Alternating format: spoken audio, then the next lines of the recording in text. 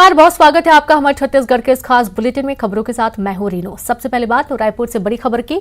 भानु प्रतापपुर विधानसभा उपचुनाव पर बड़ी खबर है, जहां कांग्रेस की तरफ से सावित्री मंडावी की दावेदारी, कार्यकर्ताओं की भावनाओं का सम्मान करते हुए चुनाव लड़ना चाहती हूं। अभी तक पार्टी से नहीं हुई कोई बातचीत, सावित्री ने ये जवाब दिया और जनभावना देखकर दिया नौकरी से इस्तीफा। 5 दिसंबर को भानु प्रतापपुर विधानसभा सीट पर उपचुनाव होना है, मतदान होना है। 17 नवंबर को होगा नामांकन दाखिल और सावित्री मंडावी ने अपनी सरकारी नौकरी से इस्तीफा दे दिया। वे सरकारी स्कूल में शिक्षिका थी और उन्होंने जन भावना के लिए इस्तीफा दिया है।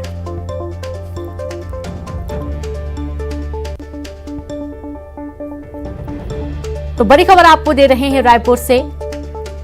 भानु प्रतापपुर विधानसभा उपचुनाव का बड़ा अपडेट आपको दे रहे हैं, जहां कांग्रेस की तरफ से सावित्री मंडावी चुनावी मैदान में उम्मीदवार हो सकती हैं। हालांकि उनका यह भी कहना है कि अभी तक कांग्रेस उनकी कोई बातचीत नहीं हुई है कांग्रेस पार्टी से, लेकिन उम्मीद यही है कि सावित्री मंडावी चुनावी मैदान में उतर सकती हैं। तो मैं दुख से उबर भी नहीं पाई हूँ अच्छे से। तो मैं अपने पारिवारिक कारणों से बच्चों को देखते हुए, इनके क्षेत्र को देखते हुए मैं अपना स्वयं इस्तीफा दे दी हूँ। और भानु प्रतापपुर विधानसभा के जितने भी कार्यकर्ता हैं, उनकी भावनाओं का सम्मान करते हुए मैं क्षेत्र को देखना चाहती हूँ।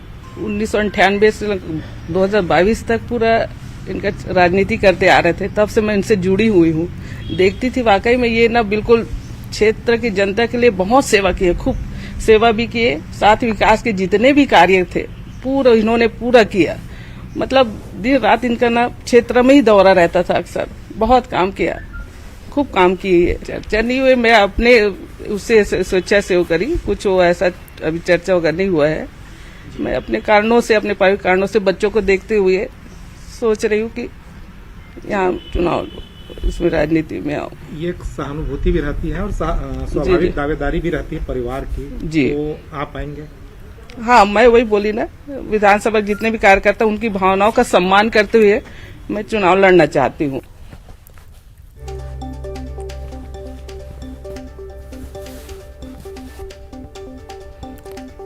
तो सुना आपने सावित्री मंडावी को, जो कि न्यूज 18 से बोली, लड़ना चाहती हूं चुनाव। जनभावनाओं को देख उन्होंने नौकरी से इस्तीफा दिया है। हालांकि अभी कांग्रेस पार्टी से उनकी कोई बातचीत नहीं हुई है, अभी तक पार्टी से उनकी कोई बात नहीं हुई, लेकिन फिर भी वे ये बात कह रही। काफी इमोशनल भी वे नजर आए, आंखों में आंसू भी उनके नजर आए। 5 दिसंबर को भानु प्रतापपुर विधानसभा सीट पर उपचुनाव होना है, मतदान होना है।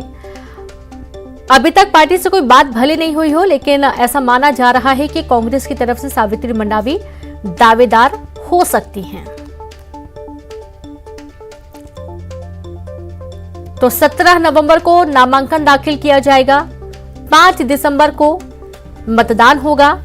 जन भावना देखकर नौकरी से इस्तीफा दिया सावित्री मंडावी का ये बयान। बड़ी खबर है रायपुर से।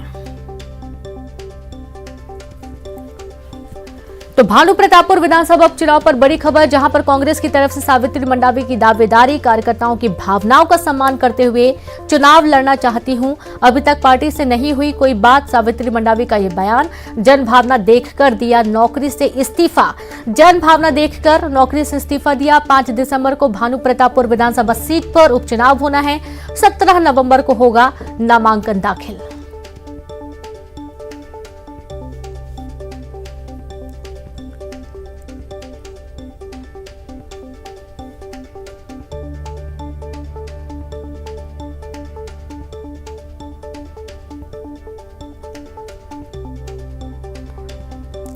तो बड़ी खबर रायपुर से है। भानु प्रतापपुर विधानसभा उपचुनाव पर बड़ी अपडेट, जहां कांग्रेस की तरफ से सावित्री मंडावी की दावेदारी, कार्यकर्ताओं की भावनाओं का सम्मान करते हुए चुनाव लड़ना चाहती हूं, जनभावना देखकर नौकरी से इस्तीफा दी हूं। और ज्यादा जानकारी के साथ संवाददाता युगल तिवारी लाइव जुड़ गए। युगल, सावित्री मंडावी न्यूज 18 से बातचीत में कहा कि अभी पार्टी हाईकमान से कोई बातचीत नहीं हुई है, लेकिन जन भावना को देखकर उन्होंने नौकरी से जरूर इस्तीफा दे दिया। क्या माना जाए कि कांग्रेस उम्मीदवार चुनावी मैदान में रहेंगी?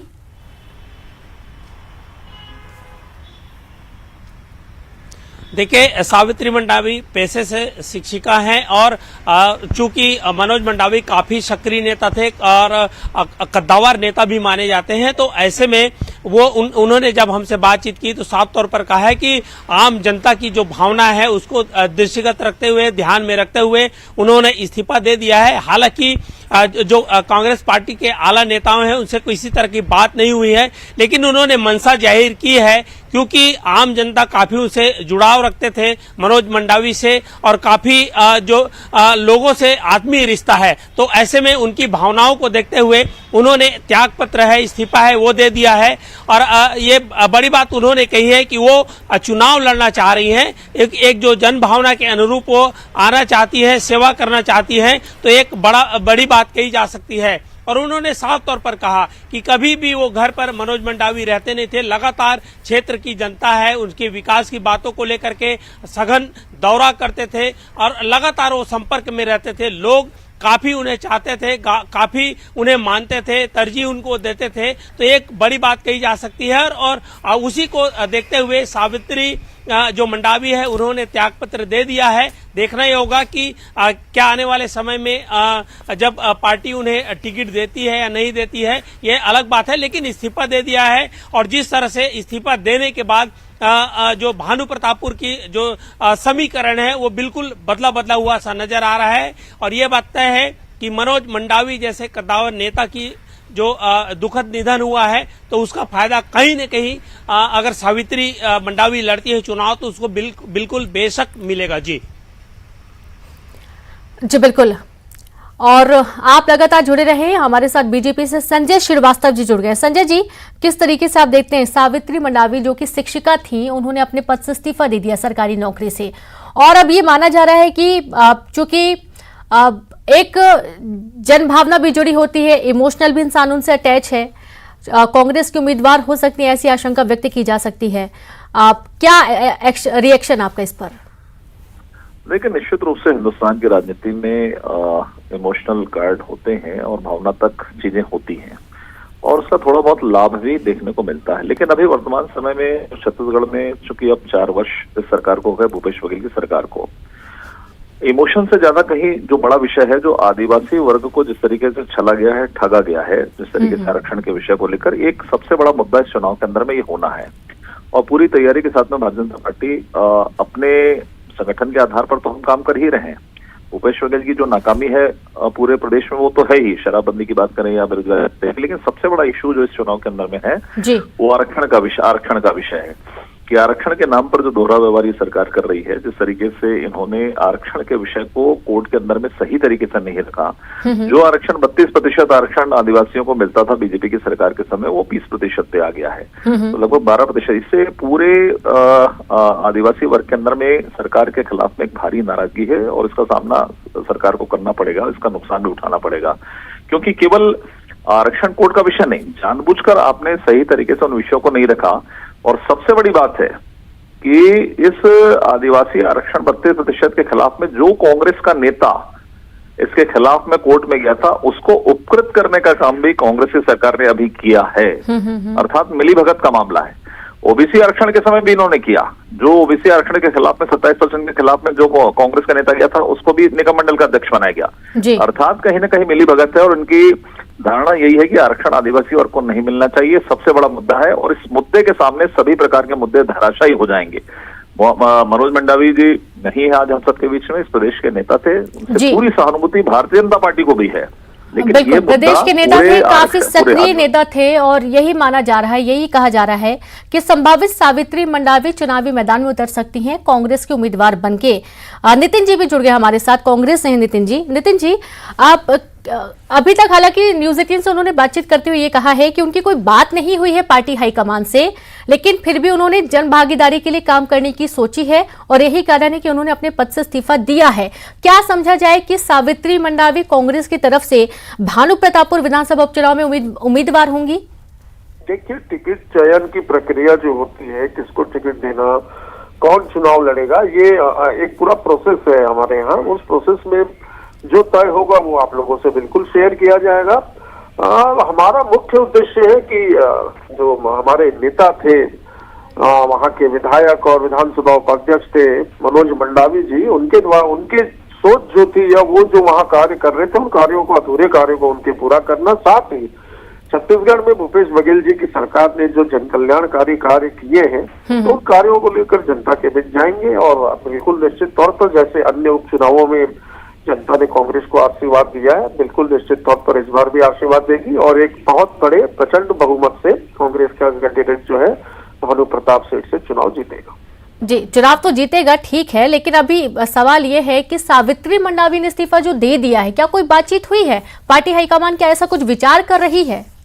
देखिए, पार्टी हाईकमान विचार कर रही है, नहीं कर रही है, ये सारी चीजें मैंने कहा कि इलेक्शन में टिकट का एक प्रोसेस होता है और निश्चित तौर पर सावित्री मंडावी जो है वो भी एक कैंडिडेट होंगी यदि वो वैसा कुछ कह रही है तो बिल्कुल। लेकिन ये सब जो तय करना है, ये हमारी इलेक्शन कमेटी होती है, वो तय करती है कि कौन चुनाव लड़ेगा और कौन जीतेगा और किसको टिकट दिया जाना है। और निश्चित तौर पर जो भी प्रत्याशी होगा मिलजुल कर लड़ते हैं। और जैसा कि बस्तर में देखिए भारतीय जनता पार्टी की क्या स्थिति है, अभी बीजेपी के प्रवक्ता आदिवासी आरक्षण की बात कर रहे थे तो उल्टा चोर कोतवाल को डांटे, ये उल्टा इनको ही पड़ने वाला है और इनको ही इसका नुकसान होना है भविष्य में, ये भी आप देखिएगा।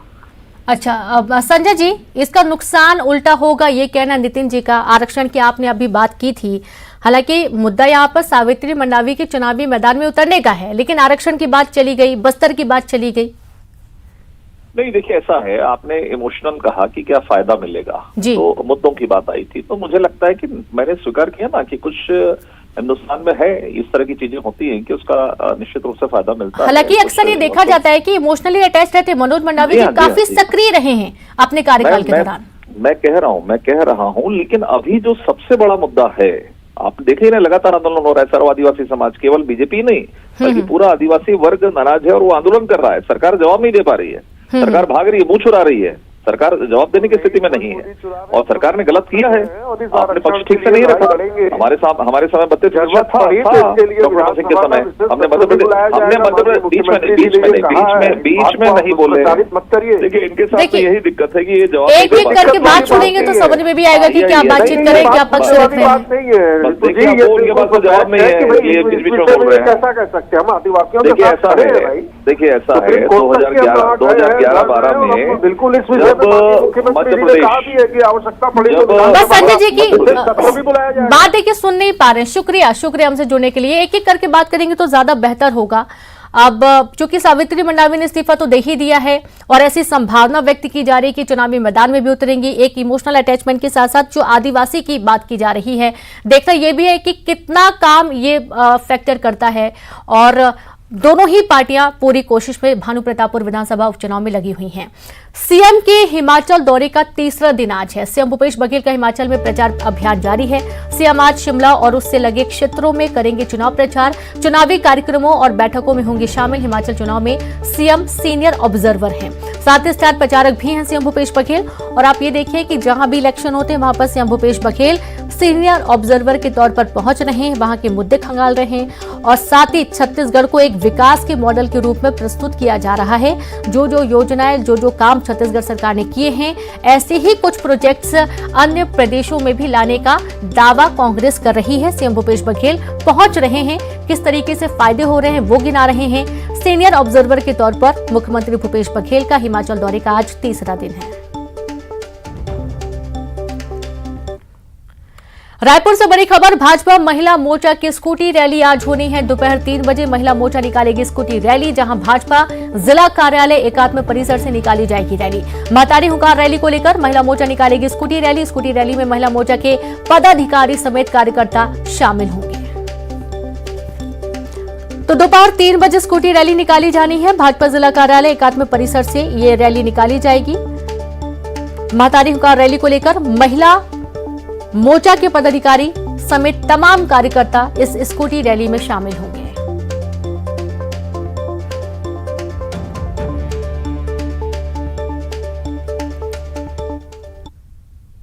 भाजपा रायपुर ग्रामीण की बैठक आज बीजेपी जिला कार्यालय एकात्म परिसर में होगी। बैठक में रायपुर ग्रामीण के पदाधिकारी शामिल होंगे।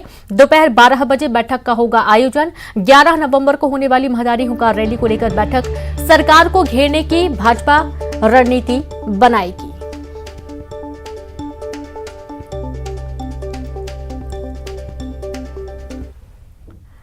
और चलिए अगली खबर का रुख करेंगे। खबर पेंड्रा से, जहां पर मरवाही वन परिक्षेत्र से एक भालू गांव के करीब पहुंच गया। गांव में भालू के घुसने की खबर जैसे ही फैली, लोग बड़ी संख्या में मौके पर भालू को देखने के लिए पहुंच गए। स्थानीय लोगों ने भालू के गांव में घुसने की खबर वन विभाग को दी, जिसके बाद मरवाही वन मंडल की टीम मौके पर पहुंच गई और भालू को वापस जंगल की ओर खदेड़ने की कोशिश की जा रही है।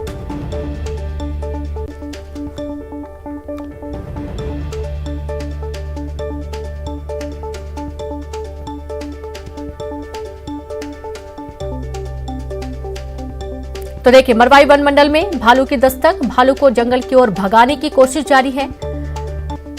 भालू को देखने के लिए भीड़ भी जमा हो गई। गनीमत ये रही कि अभी इसने किसी पर हमला नहीं किया, वरना एक बड़ा हादसा भी हो सकता था। हालांकि भालू को जंगल की तरफ खदेड़ने के तमाम प्रयास किए जा रहे हैं।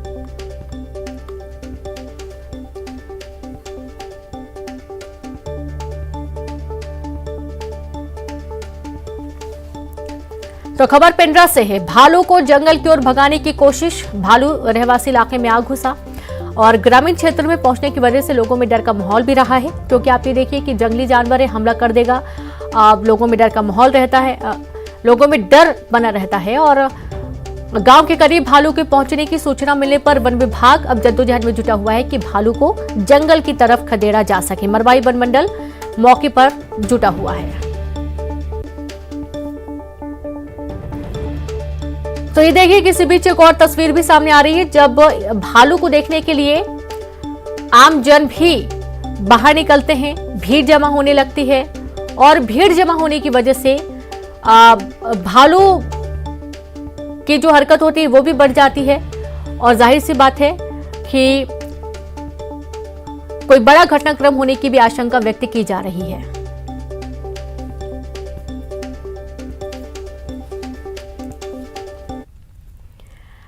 बालोद से खबर है, जहां पुलिस ने अपनी ड्यूटी निभाते हुए मानवता की मिसाल पेश की। दरअसल मध्य प्रदेश की रहने वाली महिला रास्ता भटककर बालोद पहुंच गई थी। पास में पैसे नहीं होने के कारण 2 महीने से वह इधर उधर भटक रही थी और ऐसे में पुलिस ने महिला का सबसे पहले उपचार करवाया, फिर उसके परिवार से संपर्क कर उसके बेटे को सुपुर्द किया। पुलिस की इस पहल की तारीफ हो रही है।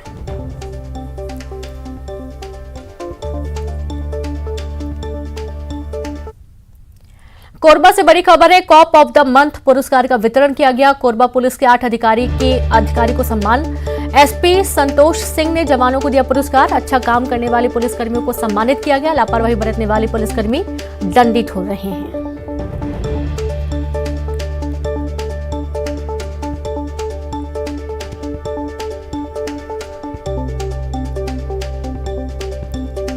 तो खबर कोरबा से है, जहां पर कॉप ऑफ द मंथ पुरस्कार का वितरण। कोरबा पुलिस के 8 अधिकारी को सम्मानित किया गया। एसपी संतोष सिंह ने जवानों को दिया पुरस्कार। अच्छा काम करने वाले पुलिसकर्मियों को सम्मान दिया गया। लापरवाही बरतने वाले पुलिसकर्मी दंडित हो रहे हैं।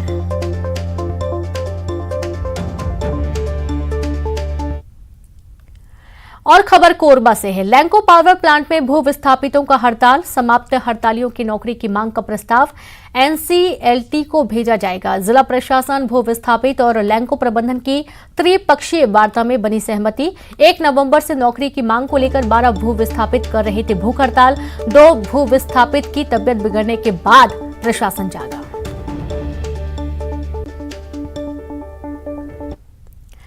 तो वही प्रदेश में धान खरीदी की प्रक्रिया शुरू हुए 5 दिन बीत गए हैं, लेकिन खरीदी केंद्रों पर अब भी सन्नाटा पसरा हुआ है। पिछले 5 दिनों में महज 96 क्विंटल धान की खरीदी हो पाई है और इसके पीछे वजह यह है कि धान की फसल की कटाई अभी तक नहीं हो सकी। जिन किसानों ने फसल काट भी ली है, वे अब धान के सूखने का इंतजार कर रहे हैं। इधर विश्रामपुरी में जब एक किसान धान बेचने आया तो अधिकारी ने फूल माला पहनाकर किसान का स्वागत किया।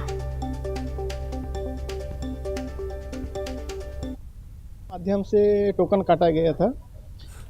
ये मेरे कल 3 तारीख को काटा गया था, आज 4 तारीख के लिए। और ये सुविधा मेरे को बहुत अच्छा लगा, क्योंकि मैं इससे पहले भी विगत कई वर्षों से धान बेच रहा हूँ। तो उसके लिए क्या है, हमको टोकन कटाने के लिए यहाँ मंडी पे आना पड़ता था और बहुत लंबा लाइन लगाना पड़ता, फिर 1 सप्ताह 10 दिन 15 दिन बाद हमको टोकन प्राप्त होती थी। लेकिन ये जो मोबाइल ऐप के माध्यम से जो सुविधा मिली है, इसको अपन क्या है कि किसान घर में बैठ के अपने हिसाब से जिस तारीख को वो बेचना चाहे उस तारीख को अपना टोकन काट सकता है। किसान तभी बेच पाएगा धान को जब सूखा रहेगा तभी, और क्योंकि अभी तक तो फसल कटी नहीं है, कटेगी फिर मौसम साथ देगी, अच्छे से रहेगा, धूप रहेगा तभी धान सूखेगी, तभी बेच पाएगा। उनके तारीख से कोई मतलब नहीं है किसान को। और चलिए अगली खबर, मनेंद्रगढ़ जिले के धान खरीदी केंद्रों में किसान धान बेचने नहीं पहुंच रहे। धान खरीदी में सारी व्यवस्थाएं बावजूद इसके धान बेचने किसान नहीं पहुंच रहे हैं। बताया जा रहा है कि जिले में अभी धान की कटाई शुरू नहीं हुई, कई जगहों पर धान की कटाई हुई भी, लेकिन नमी के चलते किसान धान को लेकर खरीदी केंद्रों पर नहीं पहुंच रहे हैं। वर्षा विलंब से शुरू हुई, धान की रोपाई देर से हुई और देर तक वर्षा होती रही, जिससे फसलें पकने के बाद भी अभी हरी हैं। नमी की मात्रा ज़्यादा है, किसान इसलिए खेतों में फसल काट के सुखा रहे हैं। खलिहानों में अभी उनके धान नहीं आई है, इस कारण टोकन नहीं कटे हैं। धान खरीदी केंद्र तक अभी क्या है इसलिए नहीं ले गए हैं क्योंकि लेट से बारिश हुई और फसल भी लेट से हुआ था, और फसल अब पकने के कगार में है, वह कटाई चालू है। और जब तक अभी जो फसल कटाई हुआ है उस फसल में भी नमी है, नमी कारण भी अब मंडी में भी नहीं ले जाया जा सकता है क्योंकि उसको सुखाना पड़ेगा, लेकिन मंडी में ले जाएंगे तो हम वापस कर देंगे। इसलिए किसान लोग अभी धान कटाई नहीं कर पाए हैं। इस साल पानी की वजह से रोपाई थोड़ा लेट हुआ है, इस कारण अभी धान हुआ नहीं है। अभी कटाई मिसाई चल रहा है, और वो जिनका कटाई मिसाई हो गया है उनका भी नमी के कारण। गुजरात के मोरबी हादसे के बाद अब देश भर में ऐसे पुल को लेकर चिंता सताने लगी है। खारू नदी पर बने छत्तीसगढ़ का एकमात्र सस्पेंशन ब्रिज लक्ष्मण झूला को लेकर भी लोगों में डर है। इस ब्रिज की क्षमता 500 लोगों की है।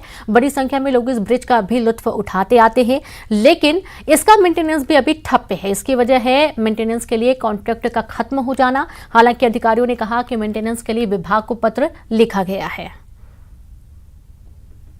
नदी पे जो महादेव घाट में लक्ष्मण झूला बना हुआ है, अभी ये 4 साल पुराना हो चुका है। 2016 में इसका कंस्ट्रक्शन कंप्लीट हुआ था और 2018 में ये जनता के लिए लोकार्पण किया गया है, और तब से लगातार इसमें लोगों का आना जाना है क्योंकि उस साइड में गार्डन बना हुआ है, तो उस गार्डन के पहुंचने का रास्ता वही है। और लगभग रोज़ 800 से लेके 1200 तक की पब्लिक जनरल दिनों में आते हैं और त्यौहार के दिनों में अलग आते हैं, और वहाँ पे किसी भी प्रकार की कोई दिक्कत नहीं है क्योंकि ये आज की टेक्नोलॉजी के हिसाब से काफ़ी सेफ बना हुआ है, और इसमें अभी इस तरह की कोई दिक्कत सामने आई नहीं है। लगातार उसका मेंटेनेंस भी पिछले 3 साल तक जो इस ठेकेदार ने बनाया उसी ने मेंटेनेंस किया है। अगले मेंटेनेंस के लिए विभाग की ओर से उसकी कार्यवाही प्रक्रियाधीन है।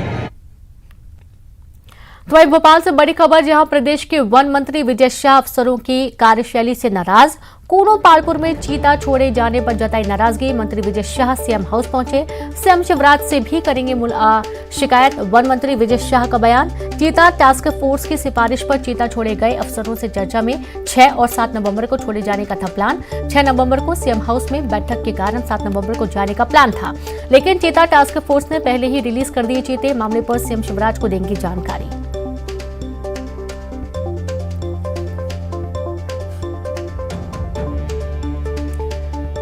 तो कूनो पालपुर में चीता छोड़े जाने पर मंत्री विजय शाह ने काफी नाराजगी जताई। मंत्री विजय शाह सीएम हाउस पहुंचे और इस दौरान उन्होंने शिकायत भी की।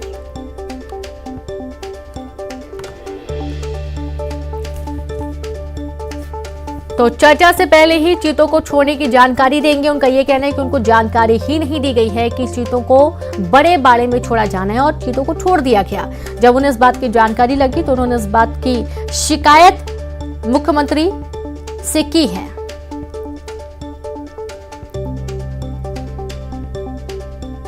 तो प्रदेश के वन मंत्री विजय शाह अफसरों की कार्यशैली से काफी नाराज हैं।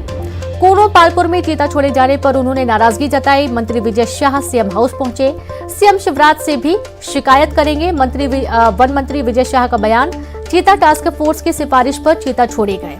संवाददाता अनुराग जुड़ गए हैं। अनुराग, आप वन मंत्री विजय शाह की नाराजगी देखी जा रही है, उन्होंने सीएम से भी शिकायत की इस पूरे मामले को लेकर।